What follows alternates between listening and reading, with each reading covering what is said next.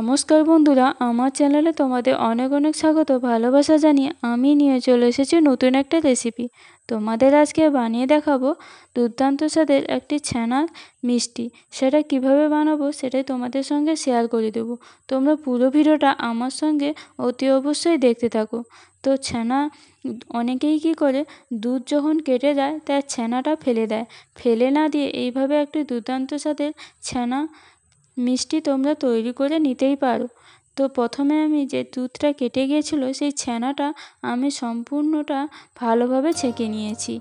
অল্প জল থাকলে কোনো অসুবিধা নেই, একটু ছানার জল থাকলে এইভাবে হাত দিয়ে চেপে চেপে মাখতে বেশ সুবিধাই হবে। আমি হাত দিয়ে এইভাবে সুন্দর করে ভালোভাবে চটকে নিচ্ছি, যাতে একটুও দানা দানা না থাকে আর সুন্দরভাবে ছানাটা ম্যাশ হয়ে যায়। এবার আমি একটা কড়াইতে হালকা গরম করে নেওয়ার পর ছানাটা আগে দিয়ে দেব।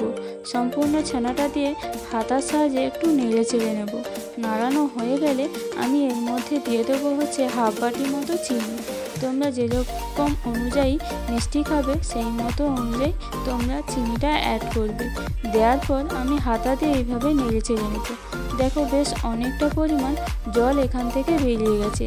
এবার আমি এখানে দিয়ে দেবো দুটো এলাচের গুঁড়ো, তারপর দিয়ে দিচ্ছি কাজু বাদাম কুচনো ছিল সেটা আমি এখানে দিয়ে দিচ্ছি। এবার হাতা দিয়ে নেড়ে ছেড়ে নেব। যতক্ষণ না পর্যন্ত এখান থেকে জলটা শুকিয়ে যাচ্ছে ততক্ষণ কিন্তু এটাকে ভালোভাবে কম আঁচে নাড়তে হবে। দেখো সুন্দরভাবে নাড়ানো হয়ে গেলে এবার জলটা সম্পূর্ণ শুকিয়ে গেছে। এবার আমি এর মধ্যে অ্যাড করে দেবো বেশ অনেকটা পরিমাণ গুঁড়ো দুধ। এই গুঁড়ো দুধটা দিলে তাহলে মণ্ডটা পাকাতে বেশ সুবিধেই হবে। তারপর দেখো গুঁড়ো দুধটা ভালোভাবে আমি ছানার সঙ্গে মিশিয়ে দিচ্ছি হাতা দিয়ে এইভাবে নেড়ে চেড়ে। দেখো এটা মেশানো হয়ে গেলে এবার আমি এর মধ্যে দিয়ে দেবো 2 চামচ মতো কনডেন্স মিল্ক, যাতে বেশ অনেকটা পরিমাণ টেস্ট আসে তার জন্য আমি এর মধ্যে দিয়ে দিচ্ছি কনডেন্স মিল্ক। আর দিয়ে দেবো খুবই অল্প পরিমাণ ফুড কালার।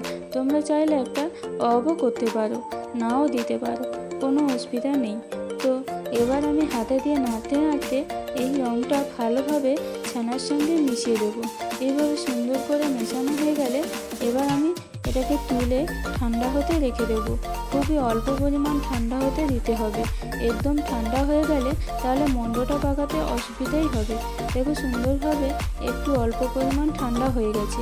এবার আমি হাতের সাহায্যে এইভাবে নিয়ে মাঝারি যখন গরম থাকবে তখন এইভাবে নিয়ে আমি ভালোভাবে হাতের সাহায্যে মণ্ডটা পাকিয়ে নেব। নেওয়ার পর এই গুঁড়ো দুধটা একটা থালার মধ্যে বা বাটিতে ঢেলে দেবে। ঢেলে দেওয়ার পর এই যে মণ্ডটা পাকিয়ে রেখেছিলাম সেটা এবার এই গুঁড়ো দুধের মধ্যে গলিয়ে নেবে।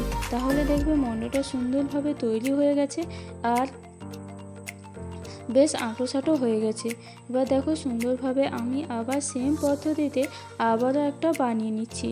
তোমরা যদি মনে করো এটা মাঝারি আছে গরম আছে, হাতে প্রচুর পরিমাণে লাগছে, তখন কিন্তু একটু পরিমাণ জল দিয়ে হাতে একটু আবার জল ভেজাবে, হাতটা জলে ভেজাবে, তারপর আবার একটা তৈরি করে নেবে। তাহলে দেখবে হাতে গরমটা কম লাগছে। তো আমি সেম পদ্ধতিতে এইভাবে সবকটা বানিয়ে নিচ্ছি।